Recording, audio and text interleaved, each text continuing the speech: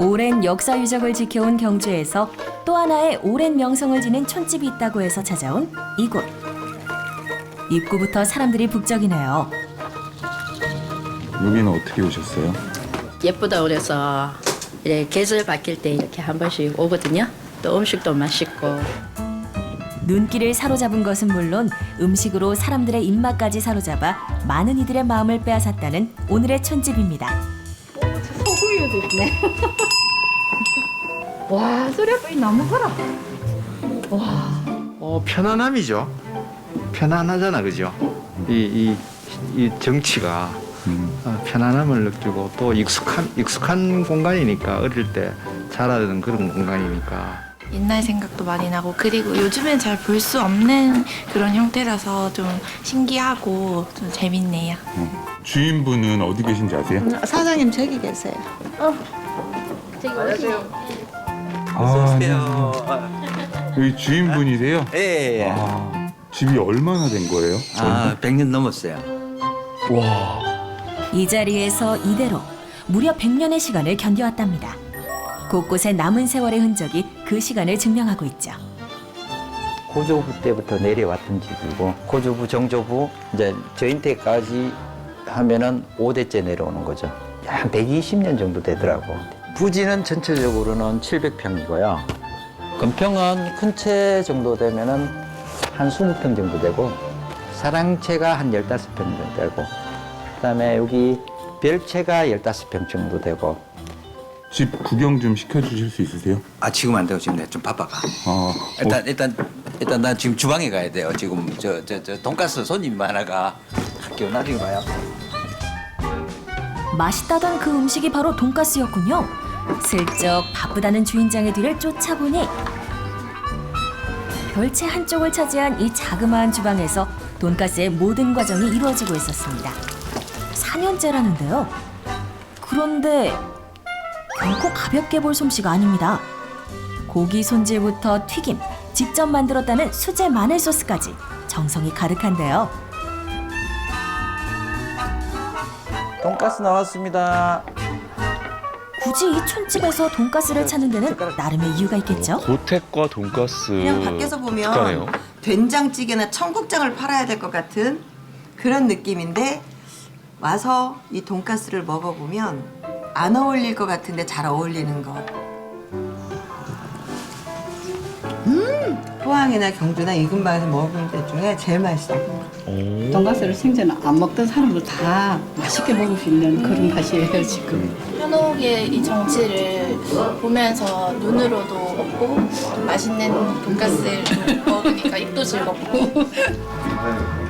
이쯤 되면 주인장의 주머니 사정도 살짝 궁금해집니다.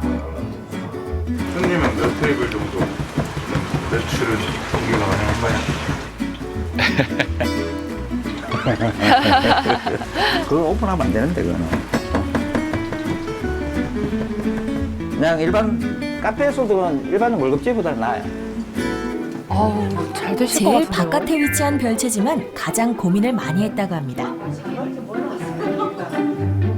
이 집은 90년 정도 됐을 거야 아마.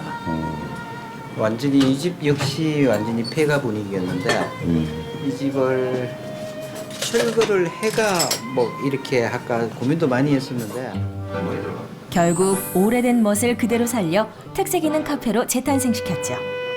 이런 고즈넉한 분위기를 좀 좋아하시나 봐요, 사장님. 흘어버리기는 아깝잖아. 맞아요. 돈가스 판매도 촌집을 지키기 위한 하나의 수단이었다네요. 육가공 쪽으로 제가 일을 좀 많이 했어요. 그 육가공 쪽하고 연결이 되니까 고기 좋은 고기를 가져올 수 있는 거고 직접 육가공 공장에서 고기는 직접 갖고 와요. 과거의 다양한 경험들이 지금의 촌집을 지키는 바탕이 됐죠. 코로나가 오고부터는 어차피 뭐 숙박 손님이라든지 거의 전무했었죠 이제. 근데 다른 돌파구를 찾던 중에 뭐 좁은 주방에 그냥 요거 하나만 내가 전문적으로 가자. 어떻게든 버티기 위해선 소스 하나도 평범할 수 없었는데요. 고민 끝에 마늘이 눈에 들어온 겁니다. 조금 연구를 했는 게 이제 마늘 돈가스로 이제 갖는 거죠. 조금 특색 있게 가자 해가. 그렇게 버텨낸 시간이 15년. 천장이 주저앉고 마루가 꺼진 집을 단순히 추억만으로 끌어안기엔 사실 시작부터 녹록지 않았습니다. 2007년도에 들어왔었는데 그 당시에 들어왔을 적엔 거의 완전 폐가였어요. 그 잡초가 거의 이 배꼽까지 와 있을 정도로. 고조부가 지은 이 집을 수리하며 몸과 마음이 정착하기까지 그의 인생도 굴곡이 꽤 많았죠. 원 직업은 공무원을 했었고요. 공무원을 그만두고는 좀 많이 했어요. 중고차도 했었고 노가다도 했고 포항에서 사업장을 할 때는 그때는 꽤 많이 성공했어요. 이제 같이 바닥도 기봤고 그런 중에 머리가 너무 아파요. 사업 실패와 사회생활의 스트레스로 떠오른 건 어머니의 품과 같았던 어릴 적 고향집이었습니다. 특히 본체가 각별한 공간이었는데요. 아, 이 본체인가 봐요. 이거 흔히 얘기하는 한옥의 네칸집이죠. 네칸집인데 부엌, 안방, 대청마루, 그때 우리는 저걸 이제 멀방이라 그랬죠. 제가 그때 다른 용도로 사용을 하려다가 정말 이런 공간은 억지로 만들 수 없는 공간이라고 큰 채는 옛날 모습 그대로 간직하고 싶었어요. 여기는 손대식이 거의 없으신 거예요? 이쪽에. 없죠. 그러니까 지금 여기에 만약에 주무시면은 겨울에 주무시면은 얼어 죽지. 오랜만에 고향집을 찾은 어머닌 추억보다 잔소리부터 꺼내듭니다. 내 네 머리 보니까네. 아이고 내 네 머리 봐. 뭐가요? 그래도 이거 들어올 적에 내 머리 새까멀 때 들었는데 그래도. 하얗게 샌 아들의 머리카락만큼이나 아들 걱정에 밤을 샜다는 어머니. 아유 멋있는데요. 안 좋았지 뭐. 지 공무 생활하다가 여기 들어가 이거 하니까 내가 뭐 좋을 일 뭐 있는겨. 망발하고 지갑이자든 말 듣고 나왔다고. 좀 속상하셨어요 그때는? 속상하고 말고지 뭐. 그래도 지는 뭐 좋다고 했었대요 하대요. 큰 누나가 촌집의 기록이 담긴 사진첩을 들고 왔네요. 이 정조 할배, 정조 할배. 우리 집 역사예요. 이 집 뭐 회갑 기념 이런 거. 정조 할매고. 오. 이거 내가 아버지고. 다 쓰고 계세요. 와. 이거 동계죠 사진 동계. 이분이 촌집의 터를 잡고 지으신 고조부님입니다. 이거 다 가지고 계시네요. 흑백에서부터 컬러 사진까지 촌집의 역사가 담겼습니다. 우물에 빠진다고. 그건 어릴 때 저기 오물에 제가 물 깃는다고. 집안 곳곳에 어릴 적 추억이 담겼습니다. 지금은 사용하지 않은 우물이지만 여전히 꽤 깊네요. 제가 초등학교 2, 3학년 이렇게 되었을 때 안 다치셨어요? 괜찮았어요. 다행히. 우리 할머니랑 같이 살았던 기억, 또 뭐 소죽소태 불 뗐던 기억 이렇게. 어떤 날은 오면 이제 그분들이 살아서 이렇게 계시는 것 같은 느낌도 있고, 근데 그분들이 하셨던 걸 제가 또 따라하고 있는 것도 있고. 꼭 보여주고 싶은 게 있다는 어머니가 들어선 곳은 본체의 안방입니다. 이곳에 어머니가 시집 왔을 때 해왔던 장롱이 여전히 자리를 지키고 있습니다. 장롱 밑바닥 한쪽 구석에서 보자기를 꺼내 뭔가를 열심히 찾으시는데요. 이거 한번 봐라 이거 이게 리저불이다 이거. 와. 여기 이런 게 들어가 있는지도 몰랐지. 이런 것도 다 가지고 계시네요. 대청마루로 들어서자 또 다른 추억이 떠오릅니다. 이 방에서 야들이 다 태어났거든요. 그랬는데 네 남매 중 3명이 이 방에서 태어났죠. 지금은 구들공사가 한창입니다. 그 좋은 직장 내밀고 여기 나와 이거 한 찍어 놔서 참 가슴이 툭 넓지는 것이만 이제 요새 생각해 뭐 잘했는 것 같다 이리 싶으니 고맙지요. 그래도 대대로 물러주는 거도 가지고 있으니까 안 고맙는 게.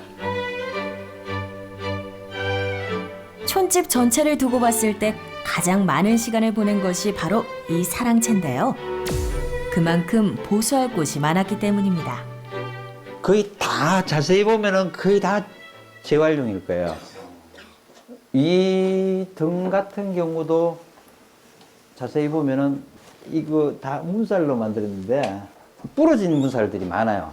다니다 보면은 그러면 문살만 빼가 끼워 맞췄는 것들이고 남들 쓰던 거지 주화와가 그냥 쓰는 게 많으니까 그 가장 쉬운 예로는 이게 뭔지 알아요? 이거? 유리문인데 손잡이가 그대로 달려 있습니다. 사용 흔적을 살리기 위해 유리문에 나무틀을 맞췄죠. 재밌네요. 그러니까 유리 하시는 분들은 이거 어디가 돈 주고 버려야 되는 것들이기 때문에 그냥 가면 다 줘요. 원래 두 개의 공간이었던 사랑방은 사이에 벽을 터서 넓은 방이 되었습니다. 이걸 하다 보니까 나무 결이 너무 좋아요. 그리고 이렇게 샌딩을 하다 보면은 이 나무 향이 나. 그래서 천장은 석가래를 드러낸 채 한지로 도배를 했고요.